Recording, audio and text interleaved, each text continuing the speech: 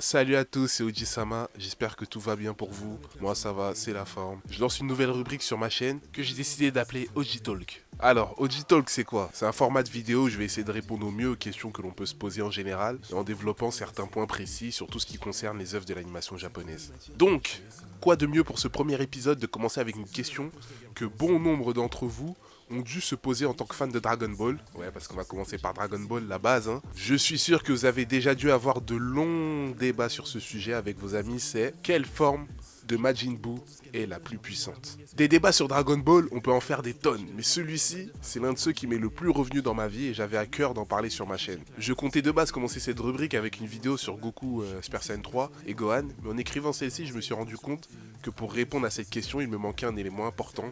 Quelle forme de Buu est la plus puissante? Pour certains, c'est la forme avec Gohan absorbé, Buuan, et pour d'autres, c'est la forme Majin Buu pure, aussi nommée Kid Buu. Je ne vais pas me contenter de seulement comparer ces deux formes, je vais surtout essayer de faire un classement entier de la forme la plus faible à la plus puissante. Je me baserai uniquement sur le manga pour mes recherches, car l'anime présente beaucoup d'incohérences, notamment en ce qui concerne les échelles de puissance. C'est donc parti pour ce premier Oji Talk. Je ride dans les clubs sur ma baby. Le Devil m'embarque dans sa folie. Elle m'appelle mais tire veut ma black dick. D'abord, on va répondre à une question. Bon, ceux qui connaissent bien l'œuvre Dragon Ball, qui ont l'habitude de regarder, pour eux ça va être assez bête. Mais je pars du principe que peut-être toi qui regardes cette vidéo n'a pas forcément suivi Dragon Ball ou a commencé avec Dragon Ball Super ou autre. Donc on va déjà s'intéresser à savoir, premièrement, qui est Majin Buu. Maintenant, tâche d'être attentif et prépare-toi à te tordre de rire. Première chose à savoir, c'est que dans une interview accordée au magazine Psycho Jump datant de 2014, Akira Toriyama, l'auteur de Dragon Ball, nous révèle bien que dans le manga, le Kaioshin de l'Est, que l'on va appeler Shin, révèle que BBJ est son concepteur, celui que l'on appelle Buu n'a pas été créé par celui-ci, mais existe depuis des temps immémoriaux. Il a enchaîné des cycles de destruction et de longues hibernations. Et c'est au cours de ces cycles qu'il a emmagasiné en lui toute l'énergie malfaisante de l'humanité, devenant alors plus violent au fil des âges. Buu tomba par la suite sous le contrôle de BBJ. Shin indiquait dans le manga, tome 37, Buu était irrationnel et n'avait pas de sentiments. Il massacrait et détruisait tout sur son passage.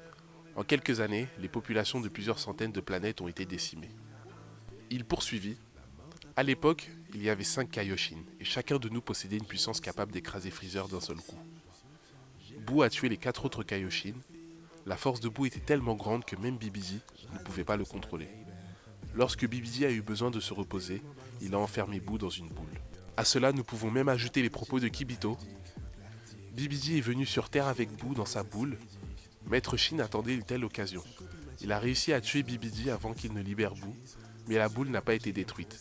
Maître Shin considérait que, puisque BBJ était la seule personne qui savait l'ouvrir, cela ne risquait rien. Mais, nous avons récemment appris une terrible nouvelle. Puis Shin finit, BBJ avait un enfant, aussi vicieux que son père, il s'appelle Babidi. Maintenant que nous savons qui est Majin Buu, je pense que l'on peut s'intéresser aux différentes formes qu'il a pu avoir à travers l'œuvre, car celui-ci avait l'habitude d'absorber ses adversaires lorsque l'envie lui venait. Et ceci a pu influer sur son apparence et sa puissance. Je vais vous montrer ici les différentes formes de Buu. Semant terreur et destruction, nous savons donc que BBJ et Buu firent la rencontre des dieux protecteurs de l'univers, les Kaioshin. Après avoir éliminé les Kaioshin du nord et de l'ouest, Buu fit face aux Kaioshin du sud, qui d'après Kibito Shin, fusion de Shin et Kibito, est le plus brave et le plus fort de tous. Buu l'absorba et changea de forme pour la première fois. Sa taille augmente et il gagne en masse musculaire. Je vais appeler cette forme Buu Kaioshin. Il absorba par la suite le grand Kaioshin qui a donné cette forme que vous connaissez tous et eut un impact sur son mental. Toujours dans le tome 42, Kibito Shin dit « Il a finalement absorbé le grand Kaioshin qui était un peu enveloppé mais gentil et doux. Le premier Buu n'était que vice, même BBJ n'arrivait pas à le contrôler. Depuis qu'il avait absorbé le grand Kaioshin, il était contrôlable. » On peut donc comprendre ici que malgré le fait que Buu reste un être maléfique, il hérite, grâce à l'absorption du grand Kaioshin, un peu d'innocence. Des milliers d'années plus tard, suite à une immense colère causée par l'assaut de 2 bandits contre Monsieur Satan et le Chiot, devenus ses amis, le gros Buu fit échapper tout le vice qu'il contenait en lui. Il existait maintenant 2 Buu. Tandis que le premier était totalement bon, le second n'était que haine, Celui-ci, nous allons l'appeler Skinny Boo. Skinny Boo et Gros Boo s'affrontèrent, mais celui-ci perdit rapidement la face car lors de leur séparation, le méchant Boo, donc Skinny Boo, prit une plus grande partie de sa puissance avec lui. Sorti vainqueur de cette bataille, Skinny Boo l'absorba et sa 5e forme vit le jour, Super Boo. Oui, je sais, ça commence à faire beaucoup. Puis quelques temps après, dépassé par la puissance de Gohan, Super Boo absorba Piccolo et Gotenks pour donner naissance à Bootenks. Cependant, lorsque Gotenks, la fusion de Goten et Trunks s'annula, Bootenks changea de forme pour devenir ce qu'on va appeler ici Bookolo. Ouais, Bookolo. Je sais, mais j'ai pas trouvé mieux, désolé. Mais bon, Bookolo finira par absorber Gohan lui aussi, qui nous permettra de découvrir sa dernière forme, Boohan.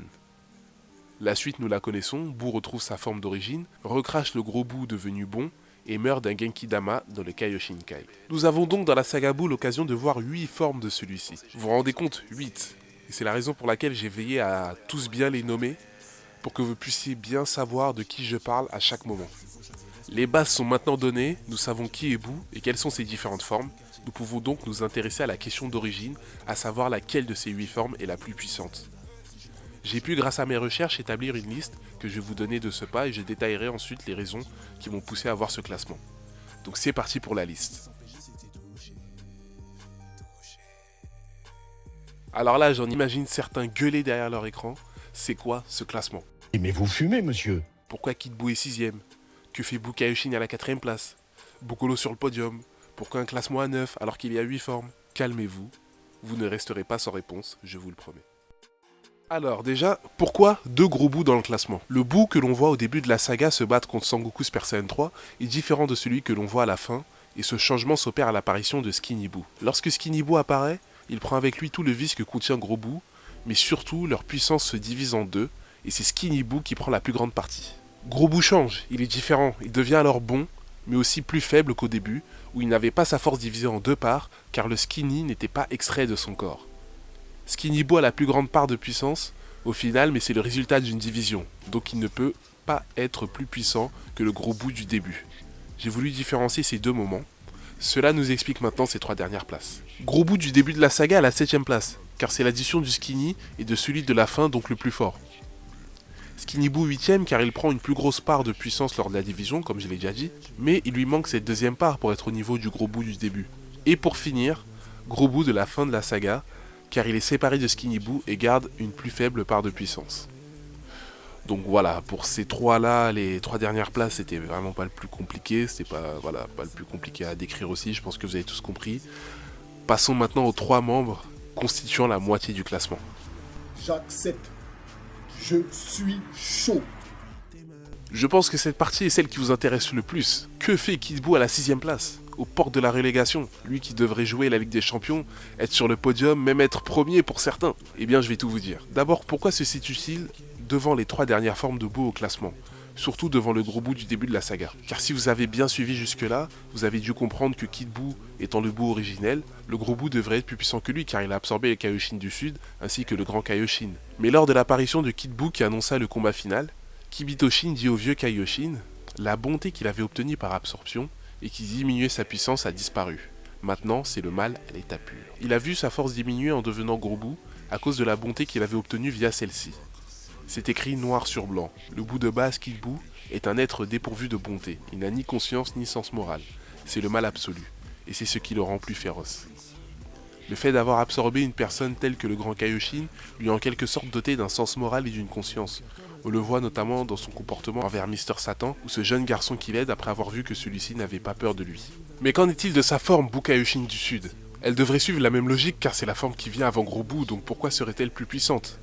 Alors dans l'explication de Kibitoshin, on sait qu'il parle uniquement de Gros Boo, car il précise bien que c'est le fait d'avoir absorbé le Grand Kaioshin que Boo gagne en bonté. Il a finalement absorbé le Grand Kaioshin, qui était un peu enveloppé mais gentil et doux. Le premier Boo n'était que vice, même Bibidi n'arrivait pas à le contrôler. Depuis qu'il avait absorbé le Grand Kaioshin, il était contrôlable. Et on voit aussi dans le manga que lorsqu'il absorbe le Grand Kaioshin, il a déjà sa forme musclée, donc Boo Kaioshin du Sud. Donc il était encore incontrôlable et féroce à ce moment. Concernant le Kaioshin du Sud, Kibitoshin dit de lui « le plus brave et le plus fort de tous a été absorbé ».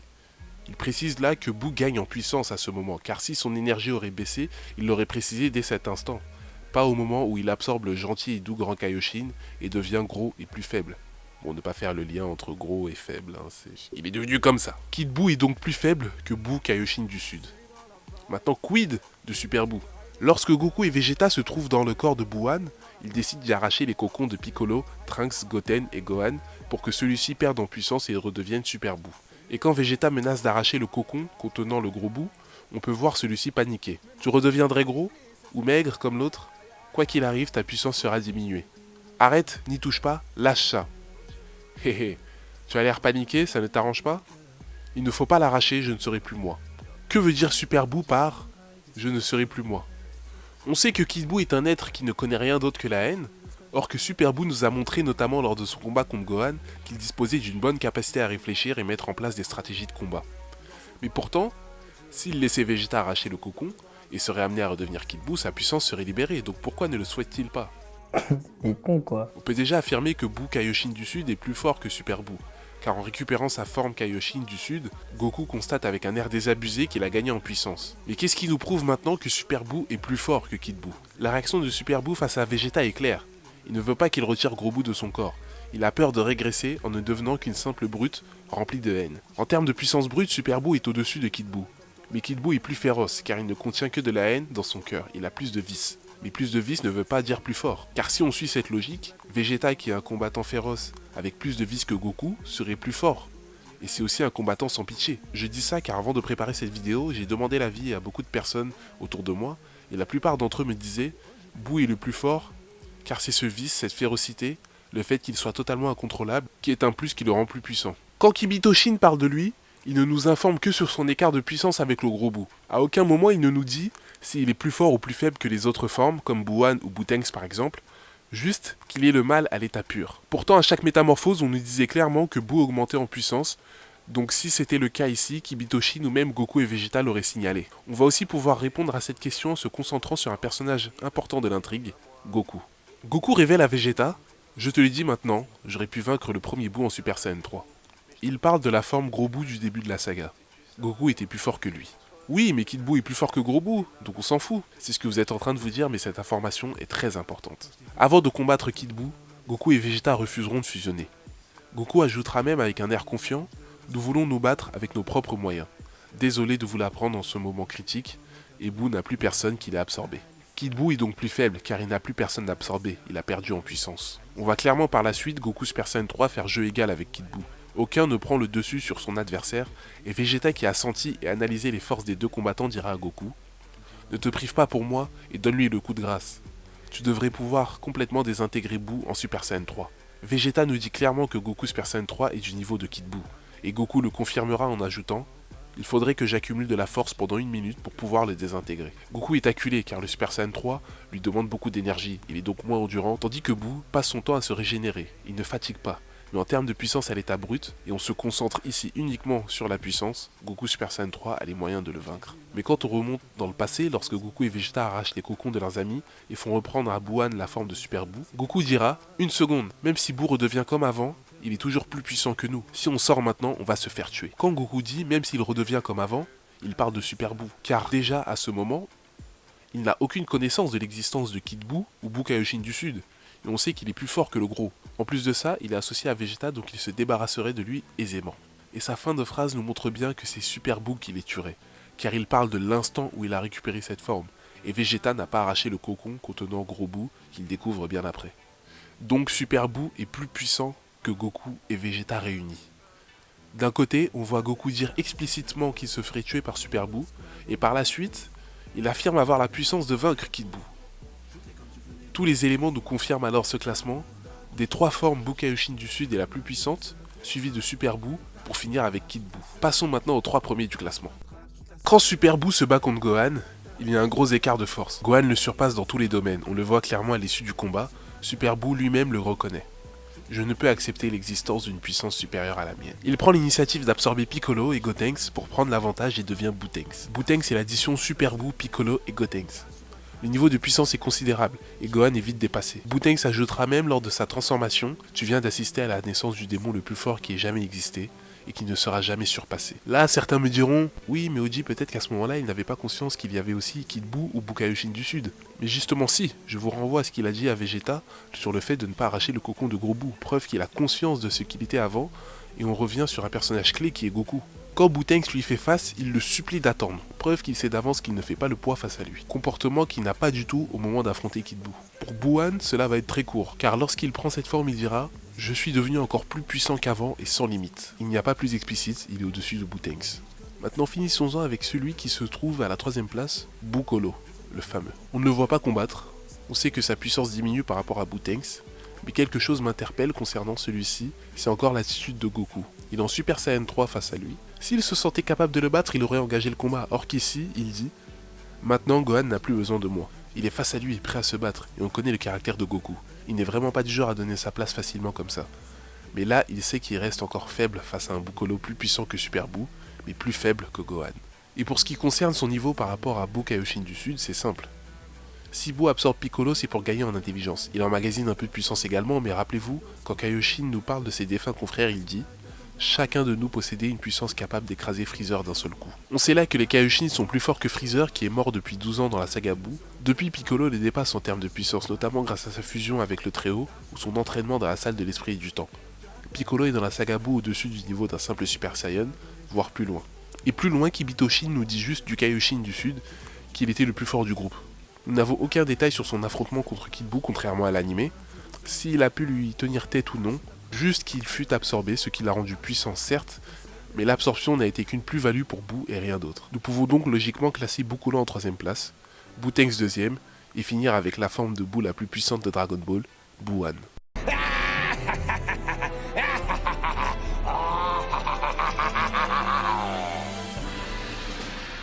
J'ai gagné.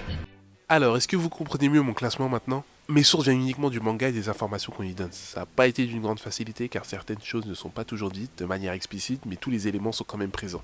Je comprends cependant pourquoi Kid Buu est et était pour certains le plus fort de tous. L'anime y est pour beaucoup, la retranscription de ses combats y est assez différente contrairement au manga. Il apparaît à la toute fin de la saga comme le boss ultime, l'ennemi final à battre, et quand on connaît Dragon Ball, dès que l'antagoniste change de forme et gagne en puissance, comme par exemple Cell ou Freezer, ou là où les personnages principaux sont à la recherche d'un power-up avec de nouvelles transformations, tout paraît logique. Même combat dans les jeux vidéo, il apparaît toujours à la fin avec des stats hors du commun. Ici, Buu change de forme mais alterne entre évolution et régression. Je finirai par un extrait d'une interview d'Akira Toriyama paru dans le Shonen Jump de novembre 2007. L'intervieweur lui demande « Dans plusieurs parties de Dragon Ball, le personnage le plus puissant est le plus petit, le plus mignon et qui paraît le plus enfantin. Par exemple, Goku enfant ou Freezer et Majin Buu dans leur transformation finale. Est-ce parce que les enfants sont petits et mignons, mais veulent aussi être puissants ? À cela, l'auteur répond « J'ai voulu aller à l'encontre des attentes des gens du fait que le plus fort est toujours plus grand et plus costaud.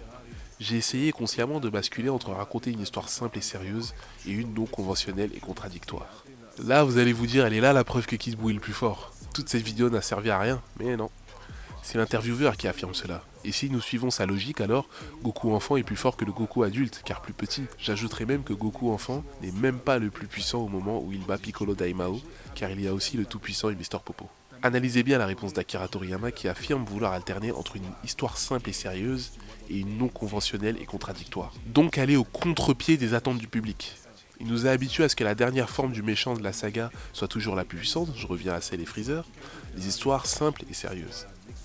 Mais pour la dernière saga, il ne l'est pas.